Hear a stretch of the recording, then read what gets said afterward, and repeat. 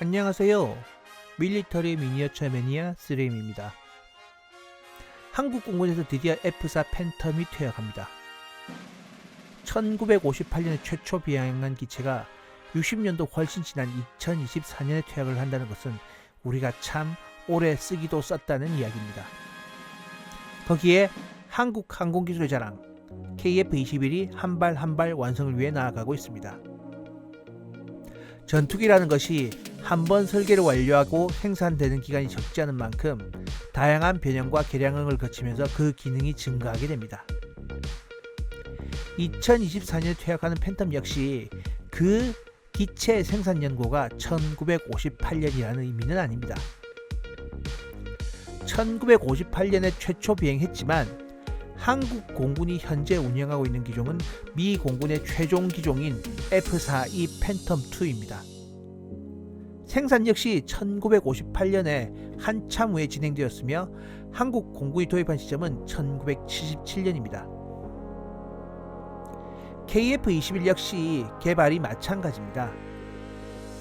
공군의 실전 배치를 예상되는 블록 1의 경우 지상 공격은 제한적인 지상 공격 능력만을 가지게 되고 일단 공대공 능력에 주력하게 됩니다. 아마도 제대로 된 지상 공격과 공대공 임무가 가능한 형태의 설계 목표는 2029년 이후 생산 가능한 블록 2나 되어야 가능한 걸로 보입니다. 이런 식으로 개발되는 건 KF-21에만 통용되는 이야기는 아닙니다. 나름 신의 주력 전투기 대접을 받으면서 러시아와의 전쟁에서 우크라이나까지 달라고 이야기하는 F-16의 경우 F-16V 바이퍼라는 이름으로 블록이 무려 72까지 올라간 걸 보면요.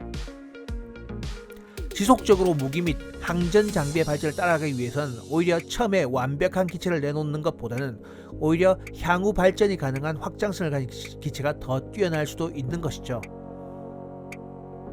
그렇게 2024년부터 생산이 예정된 KF-21은 앞서 말씀드린 것처럼 공대공 능력에 주력하고 있습니다. 대지 공격 능력은 제한적인 공격 능력을 가지고 있다고 하는데요. 원거리 및 정밀 유도가 필요한 부분에 대해서는 무기 통합 작업이 필요해서 시간이 소요될 예정입니다.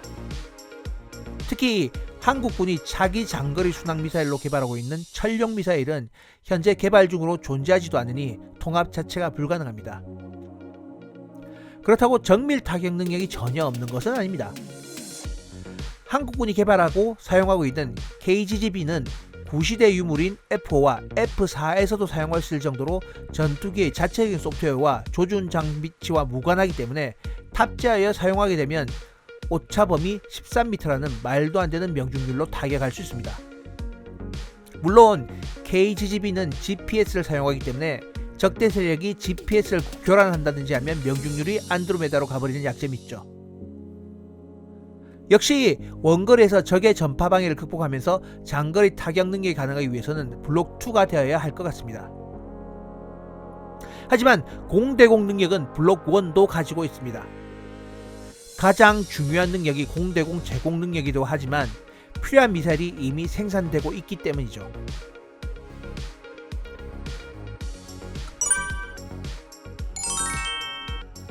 공대공 미사일은 대부분 단거리 열추적 미사일과 중거리 레이더 유도 미사일을 사용합니다. 이 중 열추적 미사일 같은 경우는 전투기의 유도 부담이 적고 유도 체계가 열추적 미사일이기 때문에 레이더의 사양이 낮은 로우 레인지급 전투기부터 미들, 하이 레인지급 전투기까지 다양하게 사용됩니다. 하지만 기본적으로 적외선 시커가 여론을 추적하는 미사일인 만큼 시커의 가시거리 내에서 공격이 가능한 미사일이라 BVR, 즉 시계거리 외 전투 범위까지는 사용이 어려운 단점이 있죠. 아무리 뛰어난 기동성에 높은 공격력을 지녔다고 해도 사거리에 들어가기 전에 적의 공격이 시작되면 공격보다는 회피 타이밍을 잡아야 하기 때문에 효과적인 공격이 어렵습니다. 이래서 적보다 긴 공대공 무기의 사거리는 절대적인데 이 기능을 제공하는 것이 바로 중거리 공대공 미사일입니다. 이 중거리 미사일은 짧게는 40km, 길게는 200km 정도의 사거리를 보이는데 이 먼 사거리를 유지하기 위해서는 꽤 정밀한 유도 체계가 필요합니다. 이런 유도 체계의 기본이 레이더 유도인 것이고 그래서 중거리 미사일을 사용하기 위해서 필요한 유도 체계를 탑재하기 위해서는 대부분의 항공기가 어느 정도는 덩치가 있어야 하는 이유죠. 이런 공대공 미사일의 서방 측 대표유 선수는 바로 AIM-120입니다. 레이더 유도식 공대공 미사일의 본격적인 시작은 AIM-7 스패로우 미사일이긴 합니다. 하지만 스패로우는 자체적인 전파 발신 장치가 없는 반능동식 유도 미사일이라 발사한 모기가 지대공 미사일 또는 적의 공격으로 유도를 중단하게 되면 미사일이 명중할 수 없는 형태인지라 최종 명중까지 기대하기까지는 명중률에 한계가 있는 미사일이었습니다. 하지만 서방 측의 표준 레이더 유도 공대공 미사일이다시피 한 AIM-120 암람의 경우 능동형 유도 체계를 탑재하여 최종 유도 시점에서는 모기가 유도에서 완벽하게 벗어날 수 있으므로 더 높은 명중률을 기대할 수 있습니다. 뿐만 아니라 초기 50km였던 최대 사거리도 C형, D형으로 개량되면서 사거리가 최대 160km까지 늘어나기까지 했습니다. 서방 측 전투기가 제공되면 거의 패키지 수준으로 같이 제공되는 정도로 널리 사용되는 미사일입니다. 폴란드에 수출할 FA-50PL형에도 통합을 준비 중이죠. 그런데 능동형 미사일이라고 해도 자체적으로 탑재된 레이더식으로 완벽하게 유도되는 것은 아닙니다. 전투기에 탑재되는 최신형 아이사 레이더의 탐지거리가 약 160km라는 한계를 가진다는 것을 고려하면 훨씬 크기와 출력이 떨어지는 미사일 능동형 레이더가 그 먼 거리의 적을 탐지하기는 쉽지 않습니다. 자체 레이더의 탐지거리는 약 10km 전후고 이전까지는 발사한 모기가 미사일을 유도해야 합니다. 모기의 유도가 필요하다고 해서 모기가 적의 공격 등으로 유도를 포기한다고 하면 갈 길을 잃고 무력화되는 것은 아니죠. 유도를 잃은 경우 최종적으로 지정한 위치까지 비행한 후 자체 유도 레이더를 이용하여 10km 이내에 적이 포착될 경우 추적하여 격추하게 됩니다. 이렇게 뛰어난 기능임에도 불구하고 워낙 오래 생산되고 그 생산 기수가 무지막지하게 많아서 가격까지도 엄청 저렴합니다. 특히 한국 공군이 미군을 제외하고는 가장 많은 수를 보유하고 있을 정도로 보유 수량까지 많습니다. 한국 공군의 입장에서는 많이 가지고 있고 도입 가격도 저렴해서 많은 메리트가 있지만 몇 가지 단점도 없진 않습니다. 열추적 미사일 대비 말도 안 되는 160km라는 사거리를 가지고 있지만 그 사거리가 뻥스펙이 일부 포함되어 있어요. 공대공 미사일은 현란한 공중기동을 수행하는 항공기를 목표로 하는 만큼 많은 추진력이 필요한데 추진력이 가능한 거리는 50km 정도로 제한됩니다. 즉 적이 미사일의 접근을 알아채고 회피 기동을 할 경우에는 최대 사거리로는 명중이 어려울 수도 있다는 이야기죠.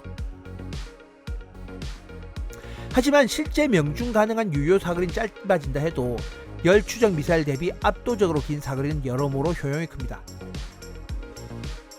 1919년 인도 공군과 파키스탄 공군의 F-16의 대결에서 AIM-120이 사용된 것으로 추정되고 있습니다. 격추된 인도 공군의 기종은 미그 21로 구형이긴 하지만 한국과 북한의 공군력을 비교해볼 때 북한의 구식 공군 전력을 대상으로 중거리 레이더 유도 미사일을 사용하는 경우 아주 원거리에서 아군기의 피해 없이 적 지대공 미사일 사정권 밖에서 적기를 격추가 가능할 수도 있다는 결론이 나옵니다. 북한 공군을 무력화시킨다고 해서 북한 영공에서 한국 공군이 자유롭게 근접 지원을 수행할 수 있는 것은 아닙니다. 북한의 대공 방어 능력은 공군력에 비해서 매우 뛰어난 수준이고요. 따라서 개전 초기 레이더 범위 밖에서 자유롭게 날아다니며 근접 지원을 하기 쉽지 않고 먼저 시드부터 진행되어야 합니다. 하지만 아군의 지상 병력이 북한의 항공 병력에 의해 입는 피해는 제공권을 확보하여 최소화할 수 있습니다. 고정익은 한국군의 방공망과 요격 전투기의 중거리 미사일에 의해 요격될 가능성이 매우 높고 북한은 자체적으로 운영하는 회전익 공격 항공기는 보유하고 있지 않은 상황이라 한국군 지상 병력이 북한 항공 전력의 공격을 받는 상황은 발생하기 어렵습니다. 자, 이번 동영상에는 북한과 한국군의 분쟁 발생 시 원거리 레이더 유도 미사일을 가진 한국 공군의 우위에 대해서 이야기해봤습니다. 자, 그럼 다음 시간에는 한국 공군 KF-21이 탑재할 것으로 예상되는 최신형 미티어 미사일에 대해서 이야기해보도록 하겠습니다.